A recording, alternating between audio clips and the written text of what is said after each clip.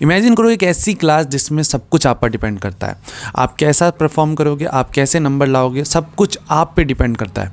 Practical exams, अगर आपको भी प्रैक्टिकल एग्ज़ाम से रिलेटेड बहुत सी क्वेरीज है तो आप एकदम सही चैनल आप पे आए हो। आज हम बात करेंगे हर एक प्रोस्पेक्टिव के बारे में, हर एक एक्सपेक्ट के बारे में, क्या कुछ आपको प्रिपरेशन करनी चाहिए, इवन क्या कुछ आपको जो है चीज़ें ध्यान में रखनी चाहिए ड्यूरिंग आपकी प्रैक्टिकल एग्जामिनेशन। इस वीडियो के अंदर हम बिगिनर से लेकर एडवांस तक की बात करने वाले होंगे। सबसे पहले हम एक छोटी सी स्टोरी की तरफ से समझने की कोशिश करेंगे कि एक रवि एक एवरेज स्टूडेंट था, ठीक है।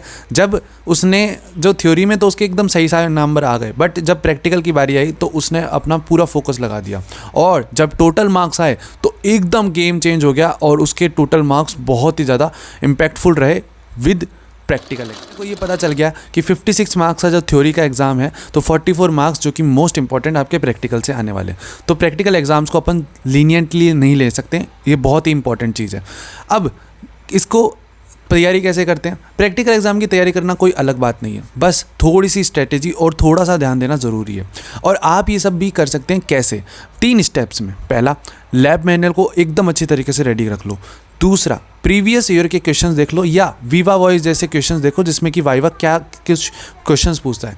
तीसरा, अपैरेटस के बारे में जानो और अपैरेटस को कैसे हैंडल करते हैं वो भी जानो कि अपैरेटस होता क्या है। ये सारी चीज़ें अगर आप जानने लग जाओगे बेसिक कॉन्सेप्ट, तो आपको कभी कोई प्रॉब्लम नहीं आएगी। प्रैक्टिकल एग्ज़ाम्स में यही कुछ इंपॉर्टेंट चीज़ें होती हैं जो कि एक स्टूडेंट हर बार जो है अपनी तरफ से कमी को महसूस करता है, क्योंकि हमने जब लास्ट ईयर के स्टूडेंट से पूछा तो उन्होंने ये बात बोली कि भैया शायद ये मैं कर लेता तो हमारा जो है प्रैक्टिकल एग्ज़ाम और अच्छा हो जाता। अब बारी आती है एग्ज़ाम डे की। जैसे ही आप जब एग्ज़ाम हॉल के अंदर घुसते हो सबसे पहले क्या आता है? नर्वसनेस। रवि को भी हुई थी, बट उसने क्या किया? रवि ने सीखा था कि काम रहना सीखा था। और आप भी कर सकते हो। कैसे? अपैरेटस को केयरफुली चेक कर लो कि क्या कुछ अपैरेटस में है, कुछ नहीं है, वो सारी चीज़ें क्लीन कर लो। दूसरा, पहले 5 मिनट का प्लान कि कैसे अपने को कॉन्फिडेंस से अपना जो पेपर है वो लिखना है। तीसरा, वाइवा की टिप्स मैं बता रहा हूँ। अगर नहीं पता तो ये मत बोलो कि मुझे नहीं आता, ब्लफ मत करो, स्मार्ट गैस करो। मतलब कि अगर मेरे को कोई क्वेश्चन नहीं आता तो मैं ये चीज़ नहीं बोलूँगा कि मेरे को ये नहीं आता या चुप हो जाऊँगा, नहीं। उससे रिलेटेड कुछ भी आसपास की न्यूज़ अगर पता भी है तो वो भी बोल दो। बिकॉज वाइवा के अंदर एक इंपॉर्टेंट ये होता है कि जो टीचर होता है ना, वो आपसे इंप्रेस करने के लिए नहीं आता, वो आपसे ये जानने के लिए आता है कि आप पढ़ भी रहे हो या नहीं पढ़ रहे हो। दूसरा, अपने जो एग्जामिनर के सामने एकदम शांत की तरह रहना। कोई ऐसे हड़ियाल नहीं करना कि नहीं नहीं मेरे को नहीं आता तो तू कौन है, नहीं।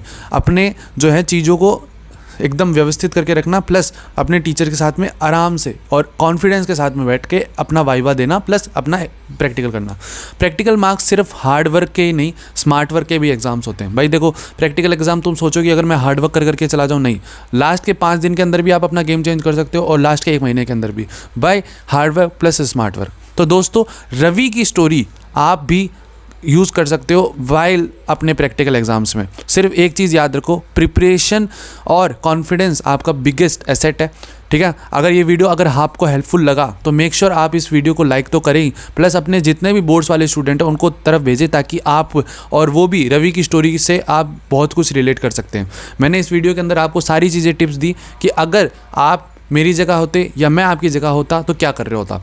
मैं बस इतना ही करता कि अगर मेरे को कुछ चीज़ें नहीं पता तो मैं उस चीज़ में चुप नहीं रहता, मैं अपने आप में थोड़ा सा सुधार करके मैं उनसे बोलने की कोशिश करता। दूसरी चीज़, अगर मुझे कोई चीज़ के बारे में आइडिया भी है और मैं उस चीज़ के बारे में थोड़ा सा अगर मैं बोलने में अटक रहा हूँ तो मैं उनको अपनी भाषा में समझाने की कोशिश करता कि सर मेरे को इस बारे में इतना पता है और मैं इस चीज़ के बारे में ऐसे बता सकता हूँ।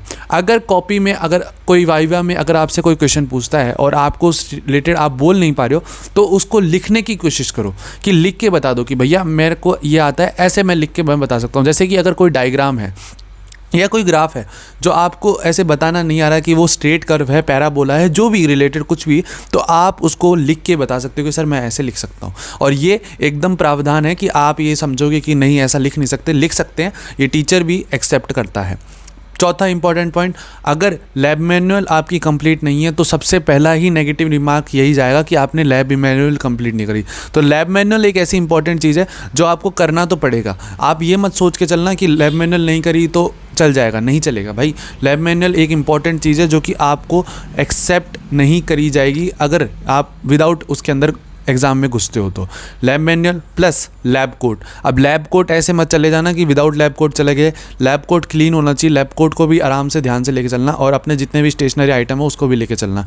वहाँ पे अगर ऐसे मांगते फिरोगे तो वहाँ पे प्रॉब्लम हो सकती है। बट मेरे और एक्सपीरियंस और आपके और रवि की स्टोरी के हिसाब से मैं आप सभी को सारी चीज़ें बता दी है। अगर आपको ऐसा ही वीडियो अच्छे लगे तो मेक श्योर आप लाइक शेयर सब्सक्राइब चीज़ें करते रहें और इस चैनल पे आपसे रिलेटेड और आपके लिए रिलेटेड बहुत सा कंटेंट आता रहता है। मेक श्योर रिवीजन सीरीज़ को आप डेली पढ़ते रहें, उस पर बहुत प्यारा प्यारा कंटेंट डेली आ रहा है और आपके लिए ही काम हो रहा है, तो मेक श्योर सब्सक्राइब कर दिए। Take care, tata bye bye और अब अपनी प्रिपरेशन को तुम 2x कर दो।